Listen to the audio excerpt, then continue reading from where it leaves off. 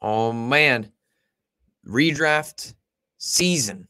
It is redraft season. We're in the month of July. We are going through the month of July. Looking forward to the 2022 season. So I'm going to keep going with my series here on my favorite targets and my least favorite targets in fantasy football, redraft fantasy football for this season. Last week, we talked about how Jalen Hurts is set up for a massive breakout. This week, I'm going to be talking about why I think a certain running back is someone that you should just pass on in your drafts and maybe look for later in the season. I'm Hutchinson Brown from Footballguys. I'm at TYFMNFL on Twitter. And before I get into this video, two things to say. First thing, make sure you all subscribe to the Footballguys YouTube channel. Click that notifications bell so you'll be notified every single time a new episode comes out. And also, if this video is posted on the right day, which is Tuesday, today is actually my 16th birthday. So I'm actually super excited that I get to post a piece of content on my birthday. So I'm turning 16 today. So yeah, I'm super excited for that. Gonna start learning to drive. Very excited. But let's get into this video. Let's talk about Kenneth Walker, or now Ken Walker. I think he's someone that you should be fading in drafts. So I've got a few points here as to why. First things first, this Seattle offense is horrible. You've got Drew Lock and Geno Smith at quarterback. You have a horrible offensive line. Like, this offense projects to be bottom 5 in the league in 2022. And then on top of that, you got a bad defense. When you have a bad offense with a bad defense, you don't want to grind your running back, because Kenneth Walker is anything but a proven pass catcher. He only caught 19 catches in his entire college career. 1 year with Michigan State, 2 years with Wake Forest. 19 receptions total in his 3-year college career. He is anything but a proven pass catcher. And when you have a grinder on a bad team with a bad defense, that just leads to them not being on the field, because you need a pass catcher when you're down in games.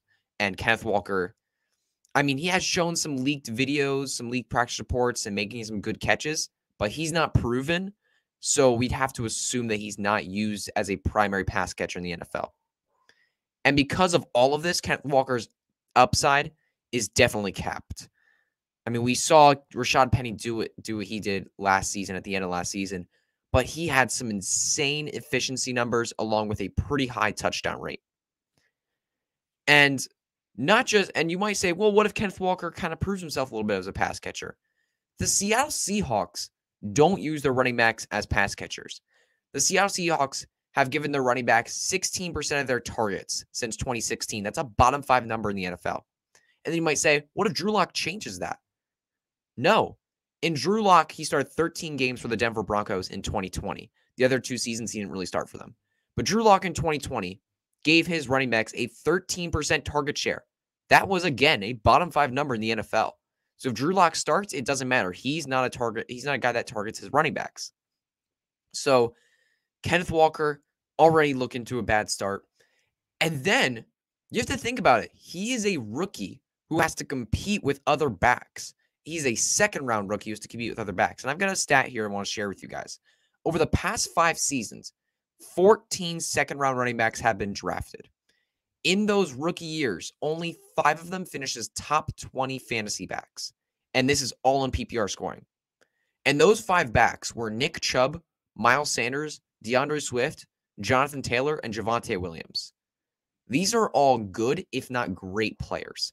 And in PPR scoring, all 5 of them combined had 7 games of 16 or more PPR points in the first 9 weeks of their rookie season. So what I'm trying to say is, none of them had 3 games. Not one of them individually had 3 games of 16 plus PPR points in those first 9 weeks. None of those 5 backs made a huge impact for fantasy football in the first 9 weeks.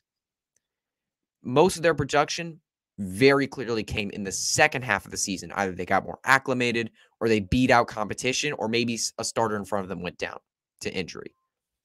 So Ken Walker, if he at all makes an impact, even with the bad offense, with the bad defense, with the unproven pass catching ability, with the Seattle Seahawks offense not targeting running backs as a pass catchers, if he overcomes all of that and makes an impact, it's probably only going to come in the second half of the season based on history.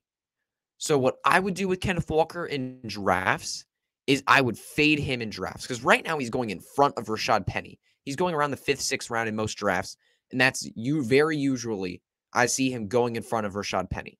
I would fade Kenneth Walker and target Rashad Penny more. And then in the second half of the season, right around midway through the season, make week 8, week 9, week 10, right, kind of approaching your trade deadline, I would look for the Kenneth Walker manager, see what you can get, because I feel like Kenneth Walker is not going to have a huge impact day one. Oh, sorry.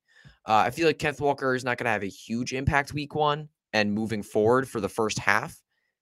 And that's going to burn a lot of fantasy managers who draft him. So with Kenneth Walker, I would look to wait halfway through the season and then buy low because a potential breakout could be looming in the second half of the season. All right, everybody. Thank you so much for watching this video. Please subscribe to the Football Guys YouTube channel. Click that notifications bell so you'll be notified every single time a new video comes out. I'm Hutchinson Brown from Football Guys. I'm at TYFMNFL on Twitter, and we'll see you guys next week.